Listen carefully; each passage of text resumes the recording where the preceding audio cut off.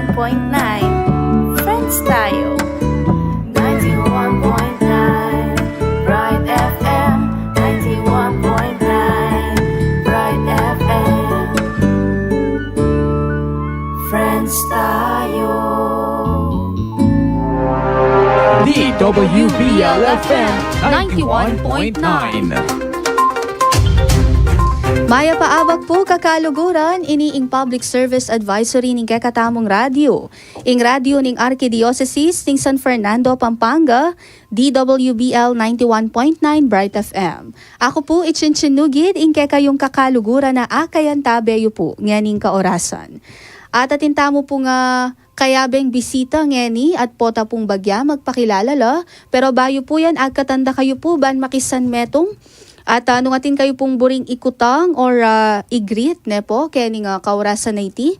Malyariyo pong ipadala karing kaya katamong text line numbers para po king smart 0918-351-8282. King San po 0942-357-4268. At subscribe na kayo rin po king kaya katamong YouTube channel ing ASF Radio Station 91.9 FM or www.youtube.com/c/ASF Radio Station 919 FM. Paki-like and share na rin po ing kakatamong Facebook page ing Archdiocese of San Fernando Radio Station 91.9 Bright FM. At atinta mo rin pong Twitter ne po. Paki-follow po ing kakatamong username at radio_ASF. Anti mo rin king kakatamong Instagram at ASF Radios. At para po karing kayong advertisement, you may send your inquiries king asf.radio.mktg@gmail.com or contact 0949-609-5478. At kakaluguran, for your donations, you may send reni pong kayong buring ipayabot king katamong GCash account number 0905-319-4871 makilag yung Joseph Mary Bakay. Antimurin king katamong BPI account number 8810-012049 makilag yung RCASF 91.9 Bright FM. Or king kakatamong BDO account number 0062-9801-7632 makilag yung The Roman Catholic Archbishop of San Fernando. At kakaluguran nga ni po dinan talang maya pa oras din kay katamong bisita ban kanita magpakilala pong metong-metong kay kayo. At umpisahan po siguro natin kay Sir. Sige po. Okay. I'm PSMS Richard Nala from Pampanga Explosive Ordnance Disposal, Pampanga PECO. Dito kami sa buong Pampanga naka-assign at ang area namin. So ang mga kasama ko si Police Corporal Salonga at PMSG Palas. Ayan, sir. Bumati po kayo, sir. Sige po, para mawala yung kaba nyo. Good morning po. Ako po si Police Corporal Rayson Efraim and Pineda from Pampanga PECO. I'm a K9 handler po ng Pampanga PECO, ma'am. Ayan po. Ayan, sir. Banta Panalbera ka rin kabalanta mo from Apalit. Binabati ko po yung mga personnel po ng Pampanga PECO at ng Reco 3 EODK9. Ayan. Ikaw, sir. Okay na. Sa akin po, binabati ko po ang aming team leader ng Pampanga PECO na si Police Major Norman B. San Esteban. Yun lang po. Ayan. So, sir, no, may nag-guest ako dito dati, mga 2019 pa yon or 2020 from your group din. So, matagal-tagal na rin po, no? Usually kasi ang mga nakakasama natin dito, galing sila dito sa Camp Olivas, yung sa ating PNN, no? Yes. Yung Police News News Network. And then from BJMP. So kayo, sir, chance nyo na to introduce your group. Ano po ba itong inyong grupo na ito? Ang aming grupo ay expertise kami sa explosive, saka sa K9, yung mga K9 natin ang tinatawag sila yung mga umaamoy sa explosive. So, tinayo itong EOD natin. Dati kasi siya tawag ay bomb squad. So, nung naging NOSO na, naging national na tayo, National Operating Support Unit, so, naging EOD K9 Unit Group. Yan ang ano natin ngayon. So, medyo mahirap anuhan. Basta pag sinabing EOD is Explosive Ordnance and Disposal. And K9 Unit. K9 so, unit. yung sa mga aso natin, sila siguro ang magpapaano sa atin ng yung mga kasama ko ng mga handler. Saka si PMSG Paras, ang EOD Tech natin. So sir, saan po ba nakasentro usually yung inyo pong mga serbisyo? Ang nakatutok talaga tayo ngayon sa ano natin is, ano ngayon kasi is sa bomb threat. So, sa bomb threat, once na may mangyari ng bomb threat sa atin, sa ating mga kababayan, so, kalma lang. So, ang lagi lang naman mauuna is ipagbigay alam sa ating kinauukulan, lalo na kung malapit sa atin ang barangay muna natin. At ang susunod ay sa station. Magpa-assist tayo sa barangay natin pa station para mag-request naman ng station natin ng kami, ang EOD.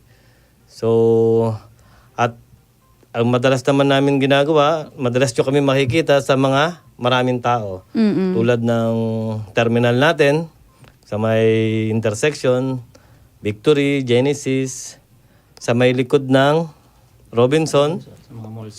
sa mga malls. So, lahat ng event pala sa buong Pampanga natin, ang AOR natin is buong Pampanga Pera Angeles kasi meron silang sariling EOD. It's Angeles Seco naman ang tawag. Sa amin, ang madalas tawag sa amin is Pampanga Peco talaga.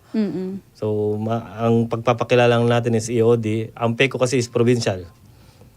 Provincial Explosive Ordnance Disposal. So, yun lang naman ang kadalasan naming activity. Tulad ngayon, galing kami ng Santo Tomas. So, may event si Nanay Vice Gov o kami nagpanel doon. So, sila naman ang makakapag-ano kung anong ginagawa sa paneling natin. So sir, saan po matatagpuan yung inyo pong opisina? Sa aming opisina ay matatagpuan sa San Felipe, Barangay San Felipe, Camp Estado de Leon, sa Barangay San Felipe. Pag mga malapit lang po siya sa Assumptions. Yan. So sir, sino naman po yung namumuno po sa inyo dito? Bali po, sa Pampanga Peco, ang namumuno po ay si Police Major Norman B. San Esteban. Pero meron po kaming tinatawag na regional office under the leadership of Police Major Berhel de Vera Ontalan din. Ayun po. So kanina sir, nasabi nyo nga po, no, expert kayo dito sa mga explosive. Yes. Ano po? So, ano-ano po pong mga okasyon yung usually na hinihingi po yung inyong serbisyo? Kadalasan sa atin, sa Pampanga, kapag event, kapag may mga visit tayo ng mga VIP, tulad ng president natin, pababa, sa mga mayor natin, gov. So, bago sila magpunta sa place, ipapanel natin yan. So, laging kailangan magkasama ang EOD Tech, saka K9 natin, saka yung mga perk natin na mga kasama. So, sa event na yon, bago pa magsimula, sana, kaya lagi kaming nauuna doon sa is para wala pang tao, mapanel na namin. So, tapos i-turnover natin sa station, sa may police, para ibig sabihin is clear na. At sa mga recent events nga po ng ating Archdiocese, no, nakikita ko rin po yung presence nyo, like Dalo Balen, ano po, yung kapag nagpupunta po sa iba't ibang bayan. Yung ating patron, no? Santo Cristo del Perdon at ang ating pong Virgen de los Remedios. So, usually sir, no, nandun din po kayo. So sir, halimbawa po may tinawag po sa inyong insidente involving ito nga pong explosive. So ano po yung unang hakbang na inyo pong ginagawa or paano po yung proseso ninyo dito? Kasi minsan di natin maiwasan na parang ano lang may fake news dyan, di ba? Parang tamang trip lang yung ginagawa nila. Wala naman pala. Paano nyo po ina-assess yun? Bali ma'am, pag may mga ganong insidente o may mga tumawag po sa amin, bali makikipag-coordinate po muna kami kung saang barangay yan. Itatanungin po namin kung totoo bang may nangyari nito. Kasi may mga protocols din po kami sinusunod. Hindi po kami basta-basta nagre-responde kung hindi naman po namin sigurado. Kasi buhay din po namin yung hindi natin alam kung baka ambushin kami sa daan. So, ine-verify po muna namin. Tapos tatawag po kami sa Pampanga Talk, sa provincial, para yun nga i-confirm. Then saka po kami pupunta. Pero advance pa lang po bago kami makarating doon, pinapakordon na namin po yung area. When it comes to explosive-related incident. Hindi naman po agad-agad na kung sino-sinong tao na lang yung pwedeng. Kasi sa explosives, ma'am, mas marami kasing hindi katulad ng sa baril na isang tao. When it comes to explosive, ma'am, lahatan po yan. May radius po tayong tinatawag. Kung gaano ko kalaki yung isang, sabihin na natin na explosive ordnance. May mga radius po yan. Mabot po yan mga 100 meters radius. So, ganun pong tapos, pag naka-receive naman na, pag na-verify na po namin yung information, pupunta na po kami. Then, yun nga po, may sinusunod tayong protocol, pina-process po namin. So sir, kayo po ay nag-undergo ng training, no? For sure po yan. So, Yes. paano po ba yung parang proper handling or paano yung ginagawa yung tamang proseso dun sa, let's say, totoo nga na may explosive. Yes, ma'am. So, paano nyo po yun matatanggal doon sa lugar na yon? Bali, may mga counter charges kasi kami, ma'am. So, hindi naman po pwede kasi nasabihin ko online kasi baka matuto po yung the small knowledge is dangerous, sabi nga po nila. Na, kumbaga, kapag nagre-responde kami ng mga ganung bagay, hindi na po kami nagpapalapit ng tao.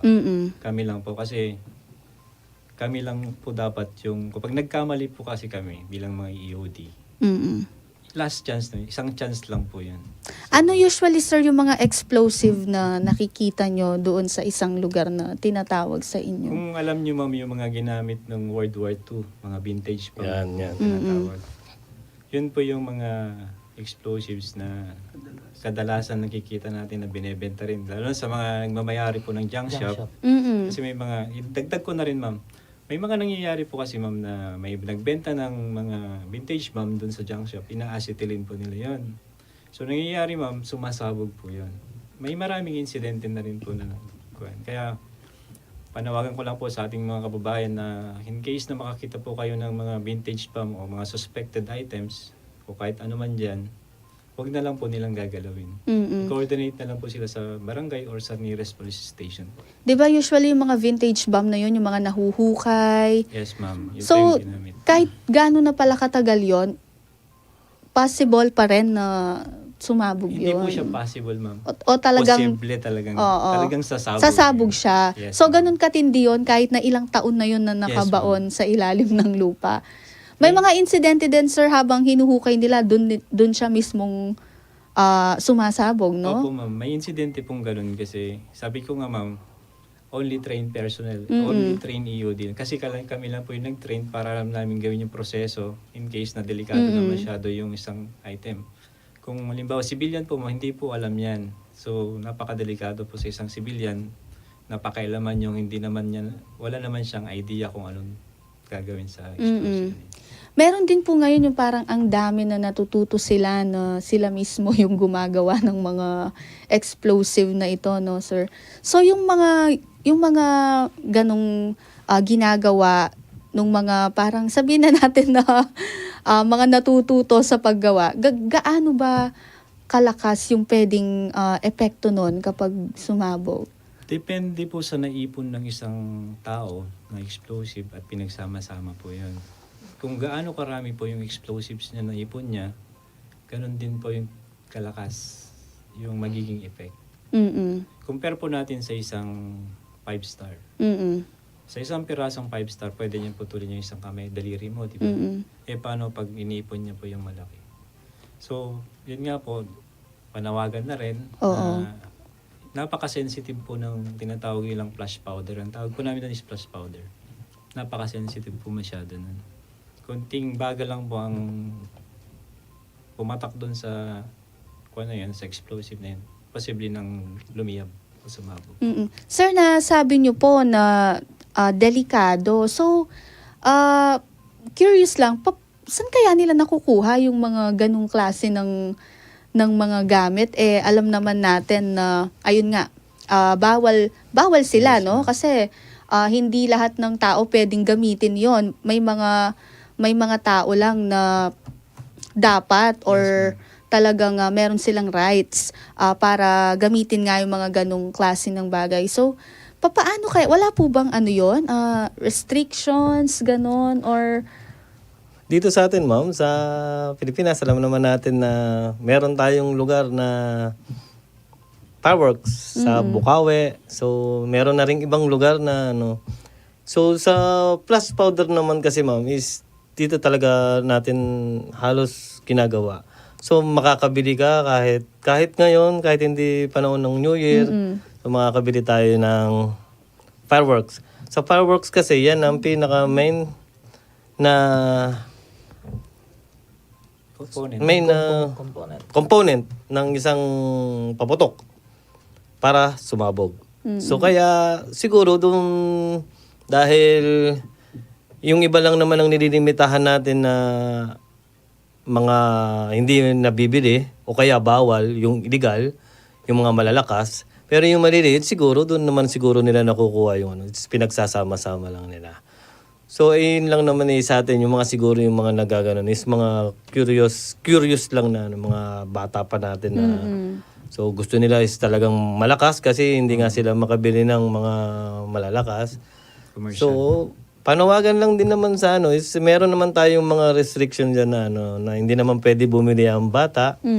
Saka yung mga pinagbabawal din na kasi pero yung sa flash powder is hindi naman talaga sila makakabili rin talaga ng Components niya. buo kaya So talagang doon lang siguro manggagaling kung may mga stock sila natira nung last New Year. Mga hindi sumabog, ma'am, na iniipon-ipon nila na makagawa sila ng malaki. Marami. So, sir, posible po na sa isang paputok ay marami pang parang, kasi sabi mo component, so possible na maraming pwedeng isama pa doon. Marami po, ma'am, pagdating po sa mga sinasabing na paputok. Kasi, for example, ma'am, ito, magbibigay na lang ako example, ma'am, yung sinasabing flash powder. And then yung natagpuan natin na mga vintage, ma'am. Pag pinagsama po yun, mas malaki po yung maging effect. Ayun Kaya, po. kami po bilang mga membro ng Pampanga UD, Pampanga PECU, hanggat maaari po na may tumawag sa amin pagdating sa mga explosive related incidents, mga vintage bomb, kinukuha na po namin agad para kasi makuha po ng iba at magawa nila ng paraan at itinanim, mas malaki po yung magiging perwisyo sa atin. Yun lang po. Sir, eto kasi we are talking about explosive. Na-experience nyo na ba sa buong na trabaho nyo na parang medyo nakakatakot kasi, 'di ba? Yes, ma'am. Mga explosive to, sir. So paano niyo po 'yun hinahandle? Saan niyo kinukuha yung lakas ng loob niyo na harapin itong mga gantong klase ng trabaho niyo, sir? Kuan kasi, ma'am. Ayan, sige, ma'am. Para Siya, sa ma'am. akin, ma'am.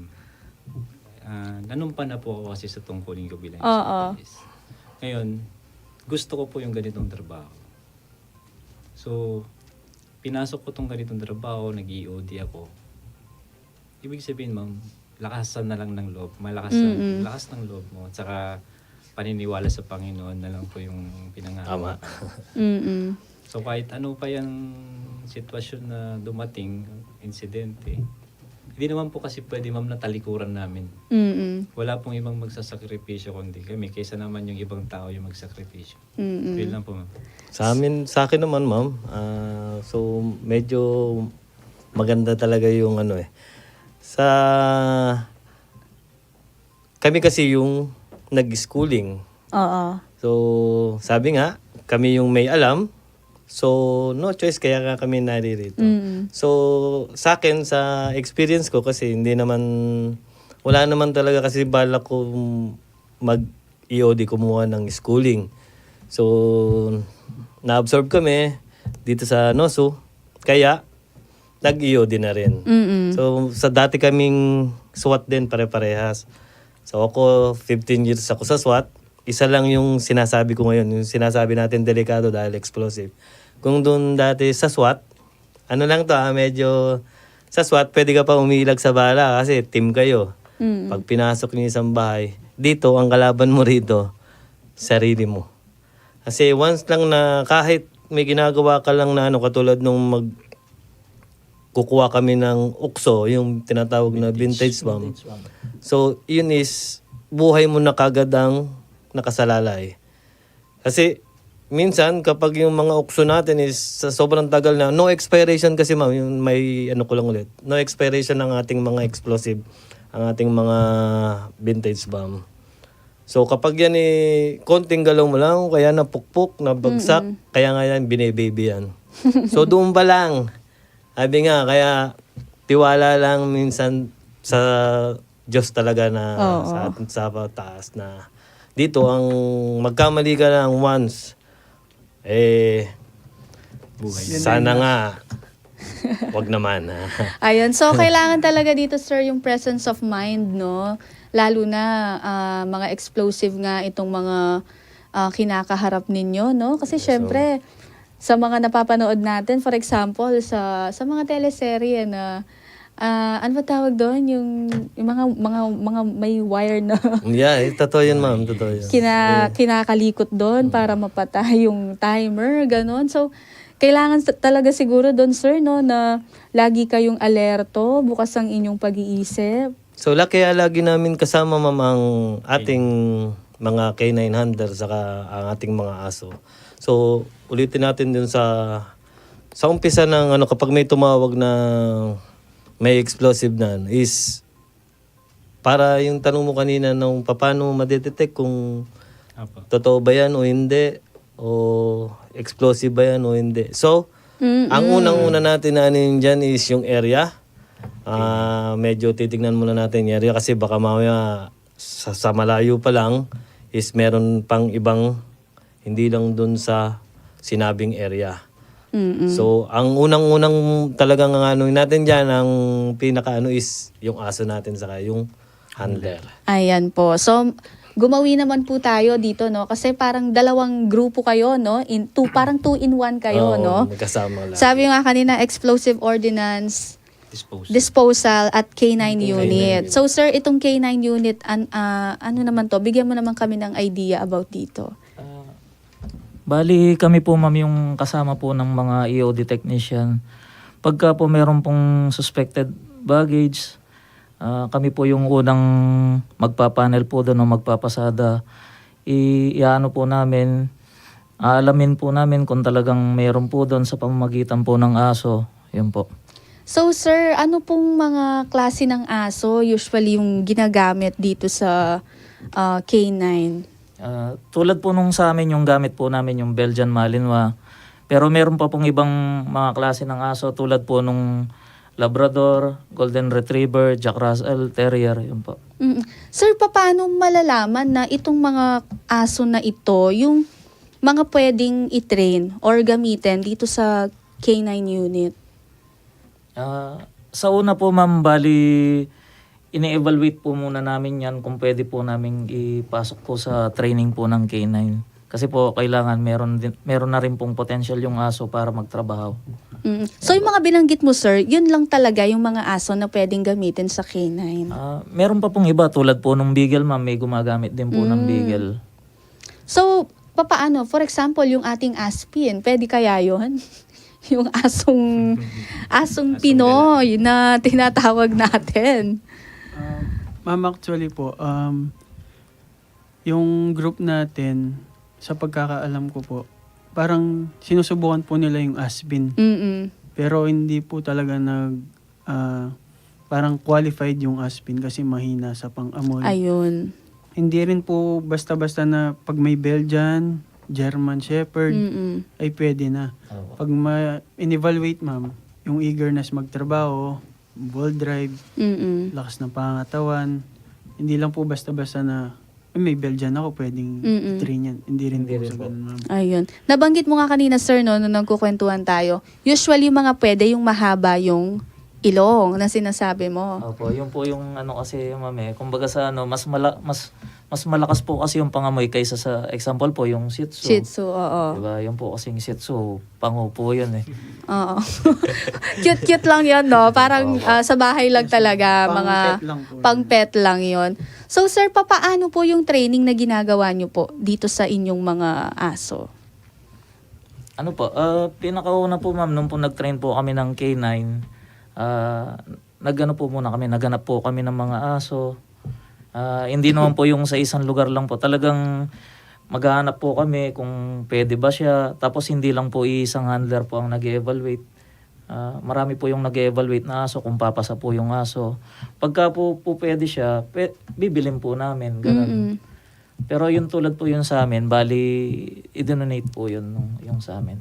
Kayo, sir, kayo rin po yung nagtitrain dito sa mga aso na inahawakan nyo po ngayon. Ano ma'am, kasabay po namin silang nag-training ma'am nung pong nag-train yung aso. Kasabay po namin mismo sila. Ayun. So, ilang taon na yun, sir, na yung training ninyo at magkasama kayo nitong aso sa mga ano ninyo?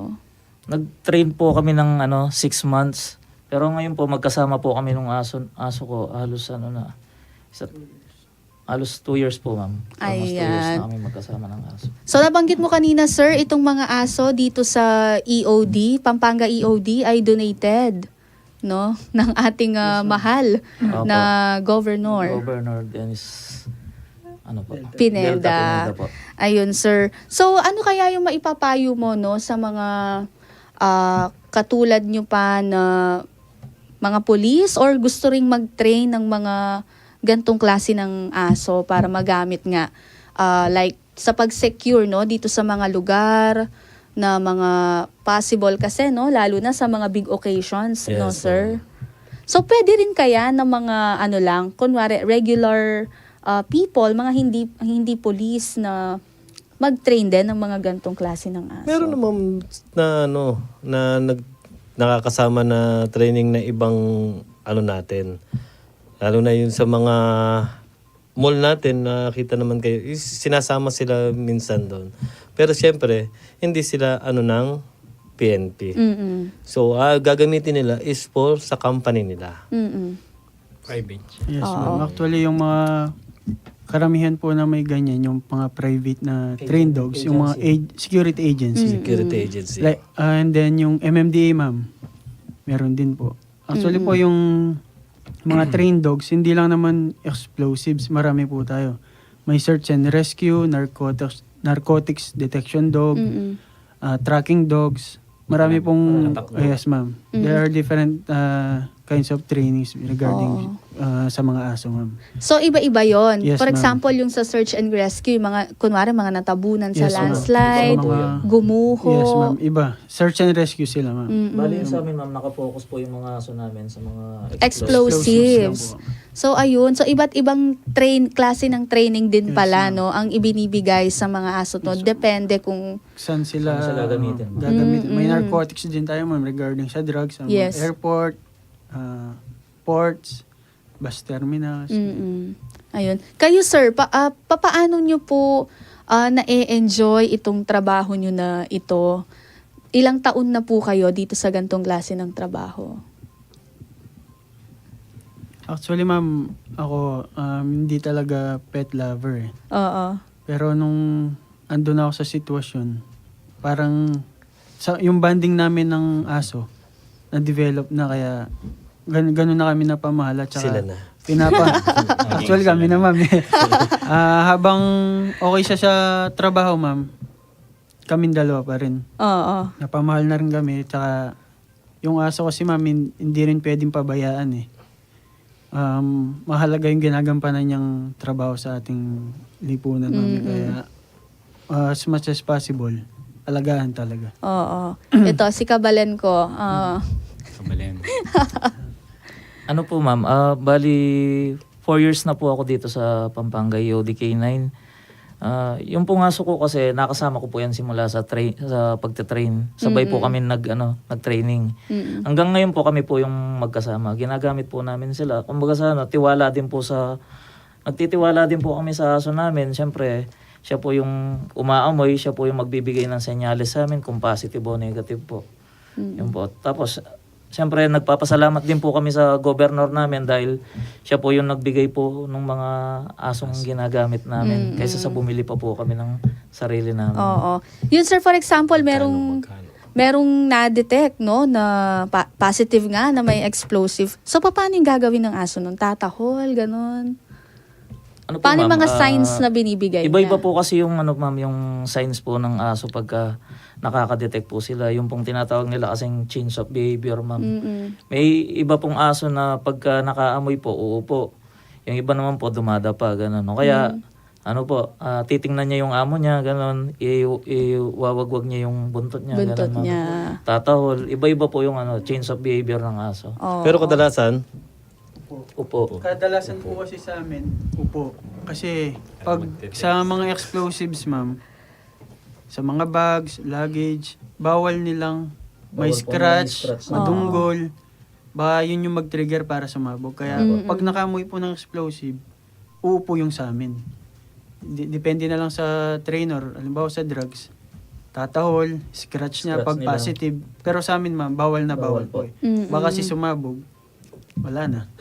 So very sensitive talaga Yes, ma'am. itong sa Regarding sa explosive. explosives. Ayun po. Mga nasa magkano kaya itong mga gantong klase ng aso, sir?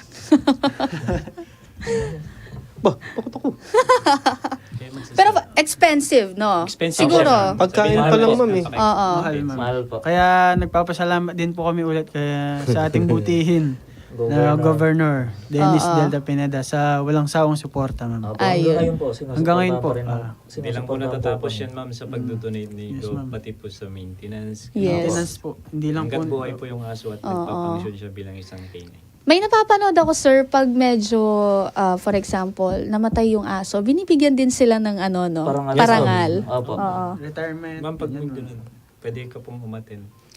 Pwede naman, sir. may burial din kasi. May burial din po yung aso namin, ma'am. Retirement, Pagka, burial, meron sila. Guest of honor and speaker po kayo. Sige, sir. Ngayon po, sir, baka meron po kayong gustong iwan na paalala sa atin po mga nanonood. Pwede ko pa pong bumati. Sige po, sir. Binabati ko po pala ng aming direktor ng PNP Kinang Group na si Police Brigadier General Albert G. Magno. Nakalimutan po kasi na yung batiin. Maraming salamat po. Oo, sir. Sa itong inyong huling paalala sa ating mga listeners. So, paalala ko lang at sa mga magandang umaga rin sa mga barangay na lecture na natin, na seminar na natin. So, ulit, paalala, kapag may mga suspected baggage na hindi naman inaasahan o kaya bomb threat, so ipagbigay alam lang lagi sa may kinauukulan. At tatawagan kami ng ating mga barangay ninyo o kaya station. So basta ang pagkakasunod-sunod is station muna at bahala ng station ang mag-request sa amin. Saka sa junk shop natin. So sana konting ingat din pag alam nyo na hindi talaga konting itsura lang na hindi talaga iba talaga. So pagbigay alam nyo na lang kagad. Oo. Sir, so kayo po ay nagle-lecture din. Saan po kayo usually nakakarating? Actually, ma'am, universities, Mm-mm. then private entities, mga ganun. Sa mga security po. Security, personnel. So, sir, doon, yung lecture na binibigay nyo rin po is yung mga process kung paano i-report. Dinedemo rin po namin kung paano yung magiging epekto ng isang pagsabog. So, sir, kunwari, merong gustong manghingi ng lecture sa inyo, possible po kaya yung Yes ma'am, gano'n? yes ma'am. Opo. So, paano po nila kayo makukontak? Email address. Oo. Sa email po namin. Mag-request lang po sila and then Opo, isend may- po nila sa Sa sa pecopampanga@gmail.com yan po. Pwede po kaming message, Mag-chat-chat. ma'am. i-message ma'am. Yes, Ulitin lang po namin Small letter po lahat. pecupampanga@gmail.com. Ayun po. So, pwede po dito yung mga private Yes, ma'am. institutions, mga LGUs, ganyan. So, Wala tayong ayun. pinipili, ma'am. Mm-mm. So, ayun po, marami pong salamat. Baka kayo po ay may gusto pang batiin. Ano po? Yes, po. Sulitin na po natin. Binabati ko lang yung Mrs. ko, si Ana Emeline at saka Ay, yung nagka-misis baby na. namin. Ang binabati Rafael ko na rin ng Elijah. misis ko. Oo. Binabati ko na rin po ang misis ko. Maureen Flores. Ayan, baka hindi ka makapasok sa Nalagyan ko ng sir. pangalan Pamela Nala. Kaya sa aking mga anak sa tatlo, si Claire, Rainier, Lira. Ayan. Sa akin naman, binabati ko lahat ng personal ng Reco 3. Mag-ingat. Mm-mm. At syempre, batiin po natin yung ating Facebook viewers, no? Sana marami silang natutunan from our guest for today's episode. Magandang umaga po kay Anita Abrenica, Oscar Harandilla Jr., June Alferez, Jocelyn Lopez, Mila Ibarrientos, Shane Pineda, Mary Grace Salonga, J. Mark Daet Manuel, Rich Lacmar, Joan Gonzalez, Dina Agapito, Resty Lacanlale, at kay Shane Ruado, Tanaka Ann, Zani Salvana, Carlo Muñoz, Jeremiah Batak Sawal, Tina Ruzol, Alvin Salas, Ron Barbosa, Mark Fernandez, Felicity Etchaus, Jane Sampang Evasco at kay Loretta Pelayo. Mula po kay ML0607, God bless po and more power. From J. Mark Daet Manuel, Recu Tres Pampanga, Peku. Jeremiah Batak Sawal, May Paabak Miss Chin, karing guest ang po karing Aliwayo Pangkaya, Beking Radyo. Salamat karing Marakal ababalong informative informations, mimingat at may papangadi. Dakal pong salamat kay kayo. At syempre, antabayan ng talarin po ring aliwata pang programa para po ngening Aldo. Ingkay katamo po 11 a.m. 10:30 a.m. Rosary, 11 a.m. Misa King Radyo with Reverend Father Ronnie Dicao. 12 noon, Kwentuhang Katoliko with Reverend Father Ramon V. Torres. 3 p.m. Chaplet of the Divine Mercy. 3:30 p.m. Sunis Kapampangan, 5:30 p.m. Ingkay katamong Wednesday Novena to our Mother of Perpetual Help.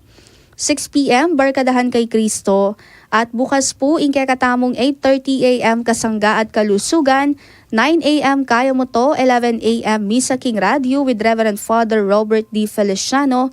And 12 noon, Kwentuhang Katoliko with Father Ramon V. Torres. At po tapong 6 p.m. Ingkay katamo pong among sa Himpapawid, ne po. Reverend Father Joseph Mary D. Bakay, magmisaya po ka rin king apalit. So, reta po nga, bisang mag-attend, king kaya po nga misa for the novena. King fiesta na po nga apong iru. Ayan po ne. Father Pep po, yung manimuna king misa po tang 6 p.m. Karin po, King San Pedro Apostol Parish. At pasibay po, dakala salamat kakaluguran, mimingat tamo po. DWBL FM 91.9